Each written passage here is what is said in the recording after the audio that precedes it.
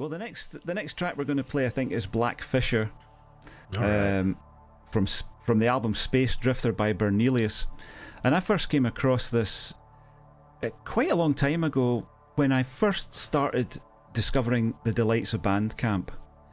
And most of the music that we play on the show will come from Bandcamp. That's our intention at the moment anyway. And this was one of the first albums I ever heard where I thought, do you know what? There's stuff on Bandcamp that's just as good as anything else anywhere by anybody. I mean, I don't care who you put up against some of the stuff on Bandcamp. It'll hold its own. There's some amazing musicians on there. And this is a guy he says he's from Norway, but I think he's American, so I don't know whether he is actually from Norway or he's playing a trick on us or whatever. And when I asked him about this track in particular, when we were getting clearance to play it, I said I'd love to know the story of Black Fissure. And he said he was writing the album Space Drifter when he worked in a bar, and he was just from behind the counter, he was observing the drunken debauchery that goes on, and that's what inspired the song Black Fissure. And I just think it's a wonderful song. It's got a lot of the kind of tropes of rock, but it's also got jazz in it too. So I think you'll hear that as we play it. I don't know very much more about Bernelius. I don't think that's his real name, so I can't really tell you chapter and verse about the guy, but let's just listen to Black Fissure, and that will give us an insight that no words could ever provide.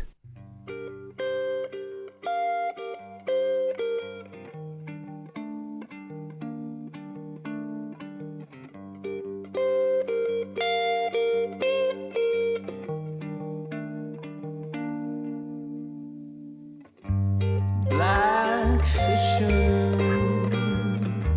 consume them all. I know now. It's all for nothing. Black fissure consume them all. I know now. It's all for nothing.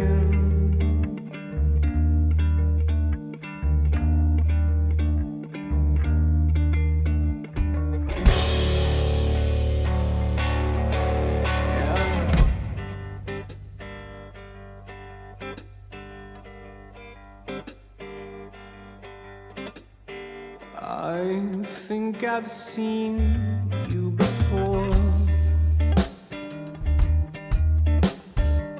I looked a lot better in my dream, but I know it's you. And I know I got you for the night. Oh, but the black fissure consumes us all. And I know now it's all for nothing. Yeah, the black fissure consumes us all. And I know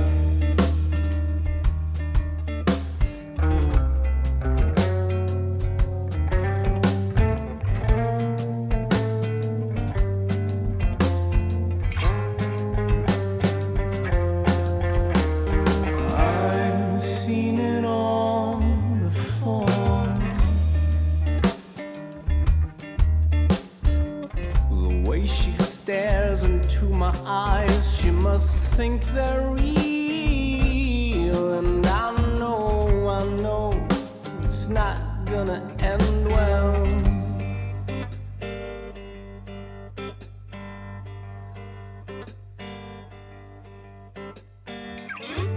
Black Fissure consume them all. I know now, it's all for nothing. May the Black Fissure consume us all. I know now, it's all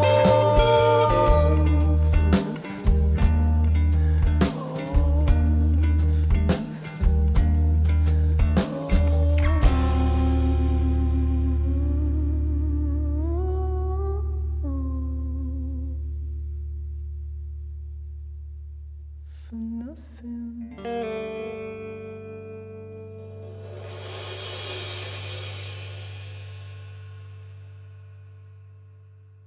Black Fissure. Oh man, that's a good tune. That really is a good tune. Actually, the first couple times I listened to it on speakers in my bedroom. I was actually holding my baby and I was kind of leveling away. And this time it was a completely different mood for me because I was in my zone listening to it. And I really dug it. The understated guitar,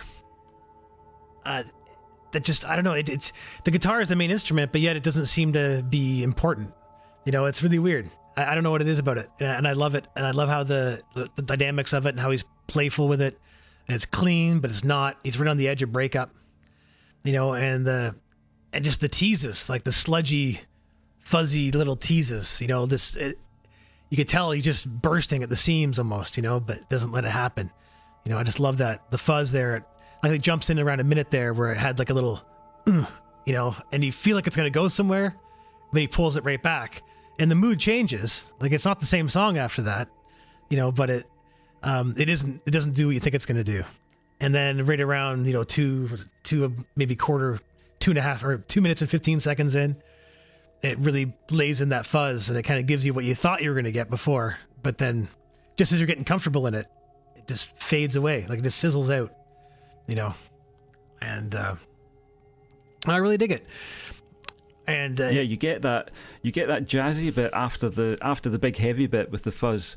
Yeah, you get this wonderful jazzy. That's why I think it's a sort of jazzy thing, you know. Yeah. And the lyrics, you picked up on the lyrics quite easily with that one, I would imagine. Yeah, I did. You know, I'm not sure if I was. Like you said, it was about like I wasn't getting that, but the moodiness of the bar, it seemed more internal, almost like he was like in fear of himself a little bit, you know? Yeah, it seems more cosmic to me than something that would come from observing drunken debauchery in a bar. Yeah, because I was surprised when you mentioned that. I was like, would I hear the same song? You know, but yeah. You know, but yeah, it's... and he does all the instruments himself, a bit like we do. Nice. But he's obviously an accomplished drummer as well, I think. So I don't know whether that's his main instrument or not. But yeah, well, I'm glad you liked that one. Mm-hmm. No, I did, and it reminds me a lot of one of my best buddies, Devin Golding. His music evokes the same kind of quality and mood. Yeah. You know, I should ask Devin if he would love probably for us to listen to one of his songs on the Eyebrow. Let's get him on. Yes. Yes.